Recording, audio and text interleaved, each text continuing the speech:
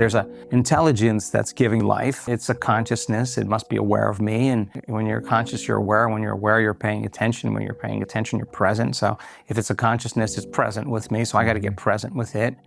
I got to give it a plan. I give it a design. I got to give it a very specific orders. And then I got to surrender because I can't do it. This intelligence knows how to heal way better than I do. Anyway, theoretically, it sounds really good, but I couldn't get my mind to do what I wanted it to do. I just kept going to the worst case scenario. I'm going to live in a wheelchair for the rest of my life. Should I sell my practice? Should I sell my home? I'm never going to walk again, And I couldn't control my mind. And that was the part that really intrigued me the most, because I read the book where the mystics were doing all these kind of incredible miracles and healings, and I witnessed some of the powers of the mind when I was doing hypnosis, and I knew I had to get beyond my analytical thinking mind to get into the operating system to make a change, and I couldn't control my mind, and that was a dark night of the soul for me. I kept going to the worst case scenario instead of the future that I wanted, and I think when we're pressed in stress or survival, you always prepare for the worst, right? There's better chances of survival. So for me, I couldn't control my mind, and that became the obsession. And it took me hours and hours. I have nothing else to do, really, to really go through a process where I felt like I was complete enough and present enough that I gave it a good message. Because if my mind was wandering all over the place, I knew that the signal I was giving it wasn't clear.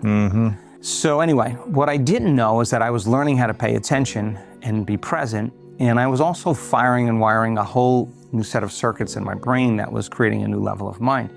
And then it got easier, and it got easier, and then the outcomes started to produce changes in my body. Sensory motor changes, pain levels in my back, everything was changing. And I knew right in that moment that whatever I was doing inside of me was producing an effect outside of me. In other words, I was causing an effect. Anyway, long story short, it worked.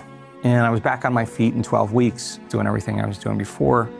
And during that time, I said to this intelligence, if I'm ever able to walk again, I'll spend the rest of my life, I promise, studying the mind-body connection and mind over matter. And kind of, for the most part, I've been doing that ever since.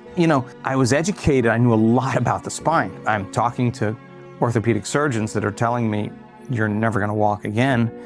And I'm talking to orthopedic surgeons that are telling me, you don't have much flexibility in your spine. And I'm thinking, you may not have any flexibility in your spine, but I have a whole lot more flexibility than you do, right? And so I had to weigh what I knew against what I didn't know. Because you can't ask anybody their opinion because they're not you, and nobody gets you but you, because you're the one that has to make the choice.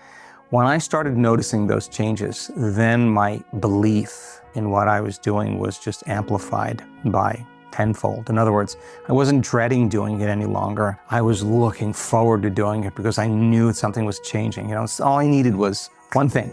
As soon as I noticed that one